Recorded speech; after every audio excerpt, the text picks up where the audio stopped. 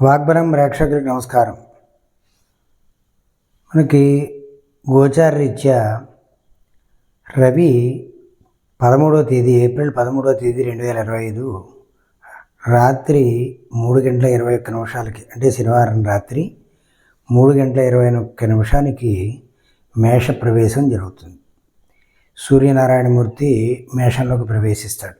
అయితే ఈ మేషంలో ప్రవేశించడం వల్ల ఏ రాశులకి ప్రయోజనం కలుగుతుంది, ఏ రాశులకి ఇబ్బందికరమైనటువంటి పరిస్థితులు ఉంటాయి అంటే ప్రధానంగా మనం ఆలోచిస్తే మిథున రాశి వారికి, అలాగే కర్కాటకానికి, కుంభానికి, వృశ్చిక రాశి, ఈ రాశులకి మిథున, కర్కాటక, కుంభ, వృశ్చికాలకి అద్భుతమైనటువంటి ఫలితాలు లభిస్తాయి.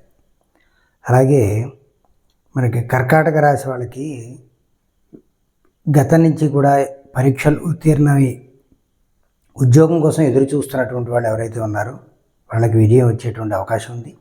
ప్రభుత్వం ద్వారా ఏ ఏ ప్రయోజనాలు పొందాలో ఆ ప్రయోజనాలన్నీ కూడా పొందగలుగుతారు. ప్రభుత్వం నుంచి శుభవార్తలు అందుతాయి. గతం నుంచి పెండింగ్లో ఉన్నటువంటి ఆర్థిక లావాదేవీలు ఏవైతే ఉన్నాయో ప్రభుత్వం ద్వారా వచ్చేటువంటివి అవన్నీ కూడా చక్కగా చేతికి అందేటువంటి పరిస్థితి, సంతోషకరమైనటువంటి వార్తలు వచ్చేటువంటి పరిస్థితి కనబడుతుంది.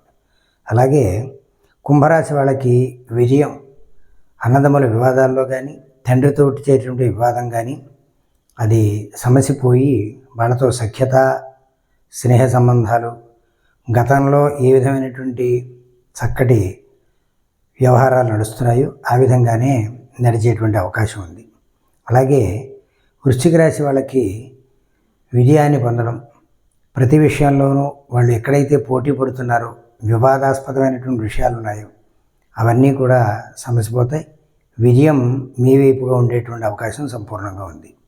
అలాగే మిథున రాశి వాళ్ళకు కూడా మంచి ప్రయోజనం, ప్రభుత్వం ద్వారా రావడం, రాజకీయ నాయకుల ద్వారా వచ్చేటువంటి సంపూర్ణమైనటువంటి అధికారుల ద్వారా, రాజకీయ నాయకుల ద్వారా మీరు పొందదలుచుకున్నటువంటి లబ్ధి ఏదైతే ఉందో ఆ లబ్ధి సంపూర్ణంగా పొందగలుగుతారు. కాబట్టి వీళ్ళకి చాలా విశేషంగా ఈ రవి మేష సంక్రమణం వల్ల ఈ మిథున, కర్కాటక, కుంభ, వృశ్చిక రాశిగల వారికి అన్ని విధాలా కూడా అనుకూలవంతమైనటువంటి విషయంగా కనబడుతుంది. అయితే మేషరాశి వాళ్ళకి జన్మరవి కారణంగా కొంత ఇబ్బందికరమైనటువంటి పరిస్థితిగా కనబడుతోంది. వాళ్ళు తండ్రితోటి కొంత వివాదం వచ్చేటువంటి పరిస్థితి కూడా ఉంది.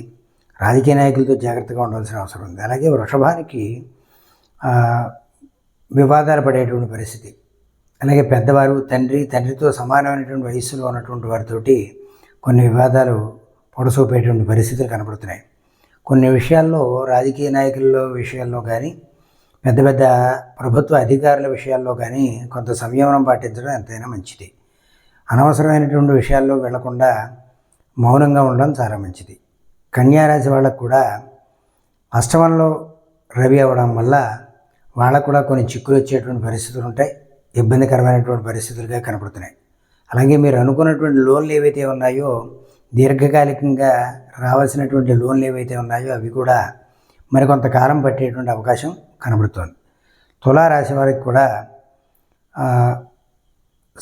మీకు సహకారం చేస్తాము, మీకు ప్రామిస్ చేసిన వాళ్ళు ఎవరైతే ఉన్నారో వాళ్ళు ఆ ప్రామిస్ని నిలబెట్టుకోలేనటువంటి పరిస్థితులు కూడా కనబడుతున్నాయి. మీనానికి వచ్చేప్పటికీ మీనవారికి కూడా కొంచెం ఇబ్బందికరమైనటువంటి పరిస్థితి, మాట విషయంలో కొంచెం జాగ్రత్తగా ఉండాలి. తండ్రితోటి తగాదాలు వచ్చేటువంటి అవకాశం కూడా ఉంది. అలాగే శిరోభారం అంటే శిరస్సుకు సంబంధించినటువంటి ఇబ్బందులు, హెడేక్ ఎక్కువగా పెరగడం అనేటువంటిది, అలాగే కుడికంటికి సంబంధించి ఆడవాళ్ళకి ఎడం కన్ను, మగవాళ్ళకి కుడి కన్నుకు సంబంధించినటువంటి ఇబ్బందులు కొంత వచ్చేటువంటి అవకాశం ఉంది. కాబట్టి కొంచెం జాగ్రత్తగా ఆరోగ్య పరిరక్షణ విషయంలో కొంత జాగ్రత్తగా ఉండాలి.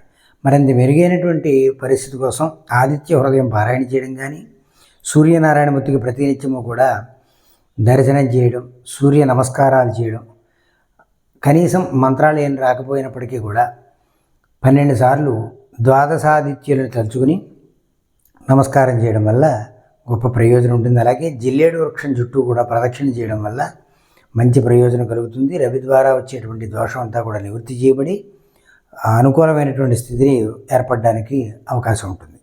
మిత్రులారా, సబ్స్క్రైబ్ చేయండి, షేర్ చేయండి, లైక్ చేసి మరిన్ని విషయాలు తెలుసుకోండి. నమస్కారం.